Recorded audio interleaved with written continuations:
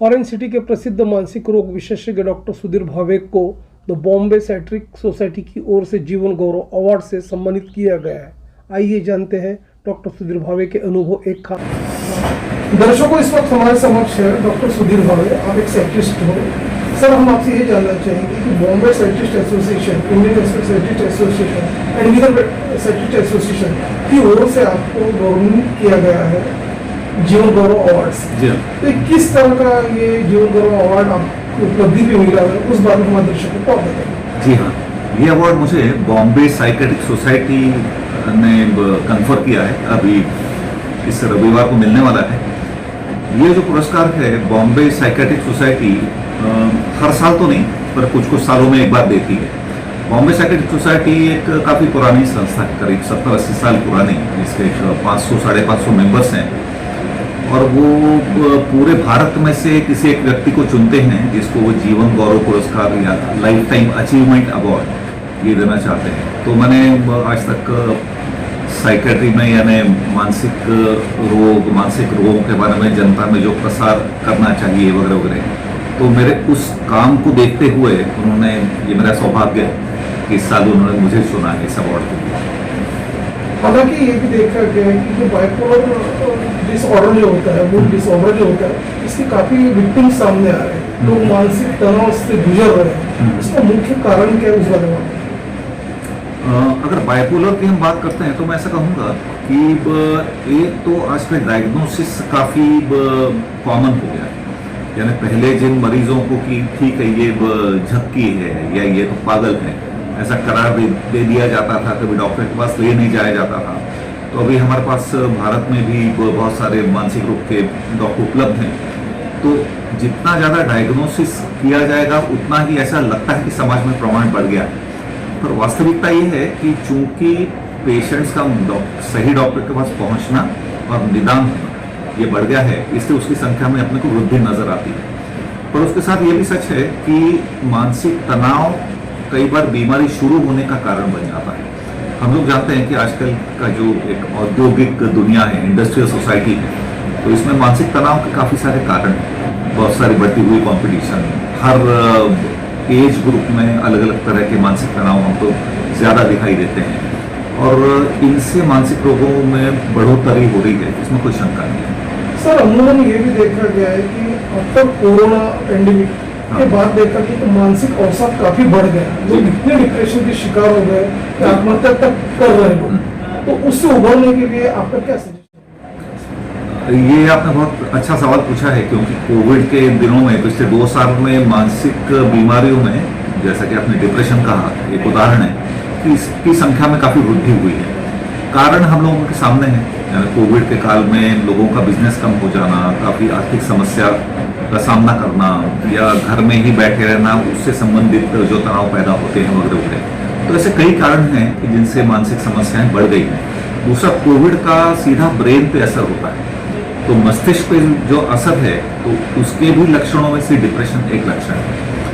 अब इस अवसाद से या डिप्रेशन से बचने के लिए या उससे जल्दी उभरने के लिए मेरे ख्याल से बहुत महत्वपूर्ण बात यह है कि अपना दृष्टिकोण हम लोग कैसा रखते हैं। जैसे ठीक है कि परिस्थितियां कठिन हैं, बहुत आसान नहीं है, पर इन कठिन परिस्थितियों को हम किस दृष्टिकोण से देखते हैं, हम आशावादी हैं कि निराशावादी हैं, ये बात बहुत कुछ तय करती है। मैंने ऐसे लोग देखे हैं जिन्होंने काफ़ी बड़ी आर्थिक समस्या का सामना किया है, लेकिन एक सकारात्मक दृष्टिकोण की वजह से कि ठीक है भैया, ये पासिंग फेज जैसा हम कहते हैं, ये निकल जाएगी, आने वाले दिनों में हालत इतनी खराब नहीं रहेंगे।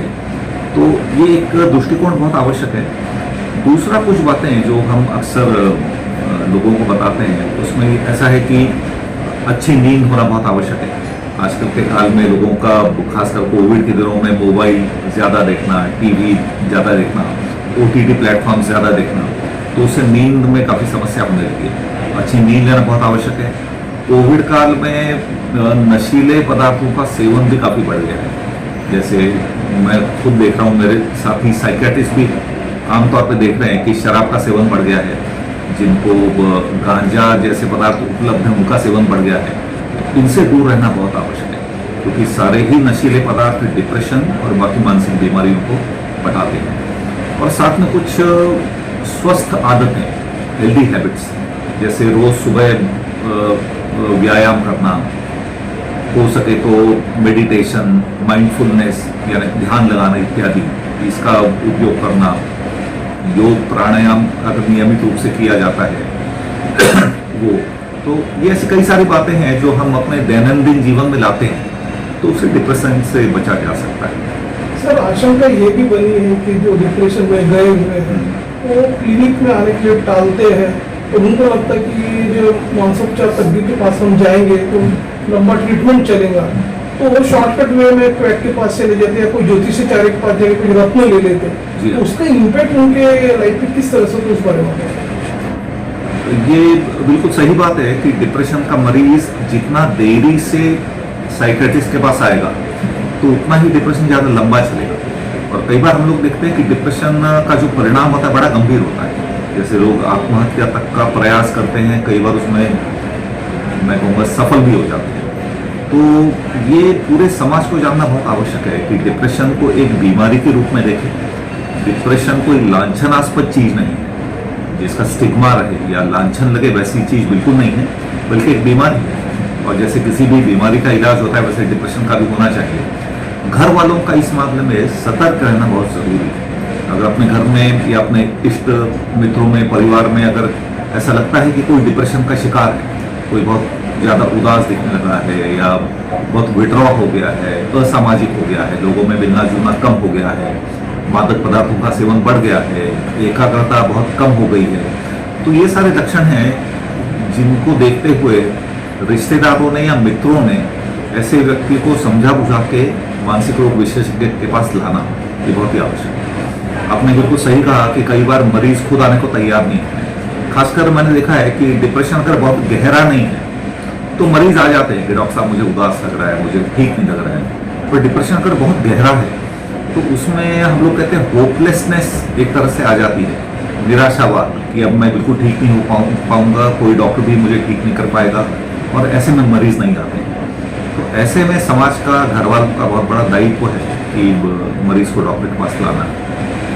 एक स्वस्थ व्यक्ति जो डिप्रेशन में चला गया, नैराश्य में चले गया, उसका इम्पैक्ट उसके बॉडी पे, उसके बॉडी ऑर्गन पे किस तरह से होता है, उस बारे में भी। जी हाँ, बॉडी पे इम्पैक्ट जरूर पड़ता है। आजकल हम लोग ऐसा मानते हैं कि माइंड और बॉडी अलग अलग नहीं है, यानी मन और शरीर दोनों का बहुत आपस में गहरा संबंध है। मेरे ख्याल से इसके बहुत सारे उदाहरण हम लोग दैनंदिन जीवन में देखते हैं। अगर मैं घबरा गया तो मेरे हाथ कांपेंगे या मेरे दिल की धड़कन बढ़ जाएगी, तो ये छोटा सा उदाहरण है कि हम दोनों को अलग अलग विभाजित नहीं कर सकते, दोनों एक ही इकाई का हिस्सा है। अगर डिप्रेशन होता है तो डिप्रेशन अगर लंबा चलता है तो उसमें कई सारी शारीरिक समस्याएं साथ में जुड़ जाती हैं, जिनको हम लोग साइकोसोमैटिक इलनेसेस कहते हैं। तो अगर डिप्रेशन ज़्यादा लंबा चला तो उदाहरण के तौर पे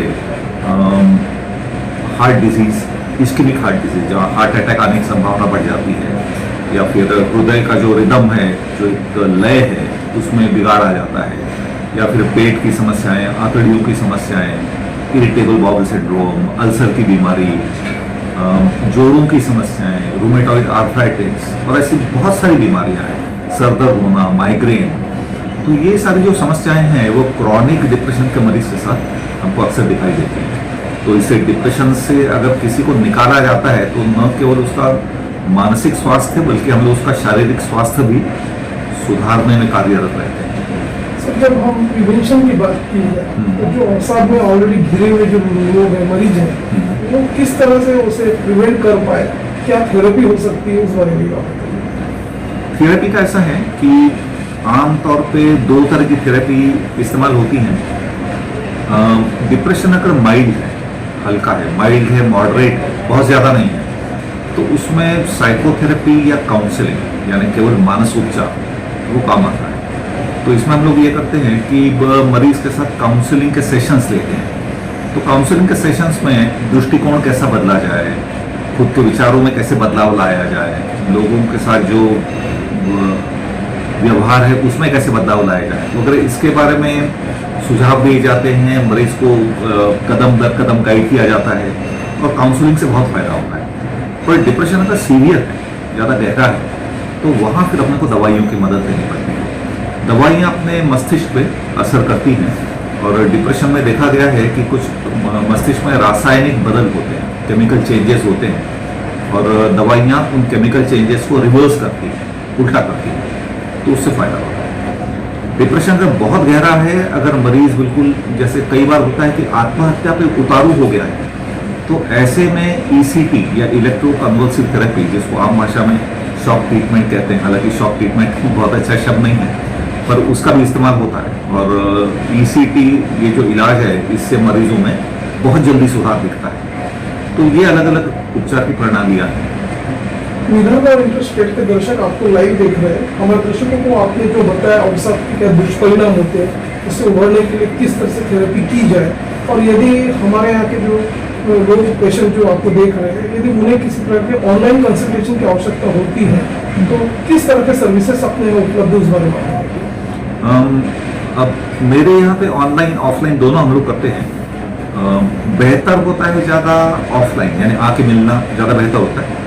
तो उसमें क्या होता है, बिल्कुल आमने सामने मुलाकात हो सकती है, शारीरिक जांच हो सकती है, क्योंकि कई बार शारीरिक रूप से भी मरीज को जांचना पड़ता है। जहाँ ऐसा होता है कि फिजिकली आना संभव नहीं है तो वहाँ हम लोग ऑनलाइन करते हैं।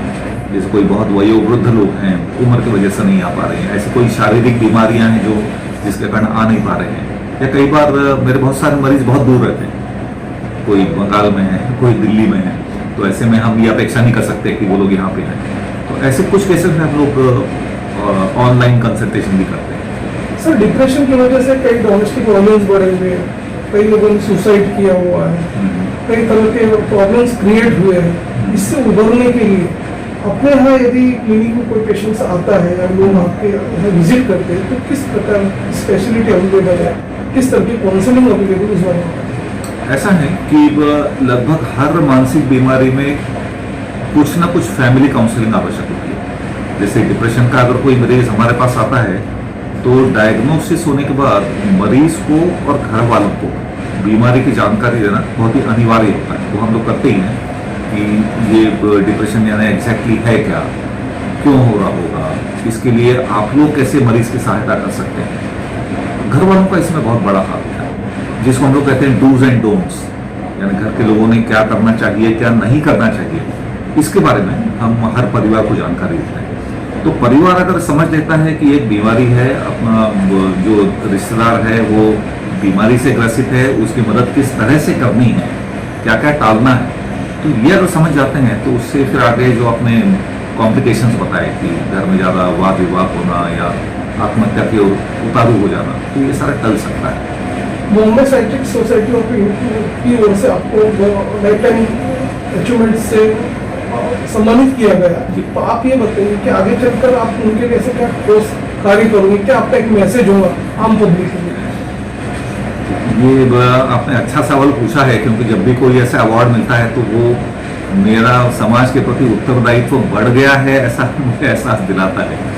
तो जाहिर है कि आज तक मैं जो करता आया हूँ, जैसा पब्लिक अवेयरनेस के लिए जो भी मैंने काम किया है, या बहुत बार स्कूल्स और कॉलेजेस में जाके मुझे विद्यार्थियों को एजुकेट करना पड़ता है। प्रिवेंटिव काउंसलिंग बहुत आवश्यक होता है, यानी उस उम्र में जाके सही उम्र में पकड़ना और उनको बताना कि मानसिक समस्याएं क्या होती हैं, उनके लिए आम नागरिक क्या कर सकता है। तो ये जो मैं काम कई दशकों से करता आया हूँ, तो वो मुझे निरंतर जारी रखना पड़ेगा और तरीके ईजाद करने पड़ेंगे, कहीं मीडिया में कहीं लिखना, कहीं और जिस भी हिसाब से मानसिक बीमारियों का अवेयरनेस फैलाया जा सके। तो ये अवेयरनेस समाज का बढ़ाना, ये मुझे बहुत महत्वपूर्ण काम दिखता है और मुझे आशा है कि मैं इस दिशा में कुछ कर पाऊंगा। Thank you sir, thank you.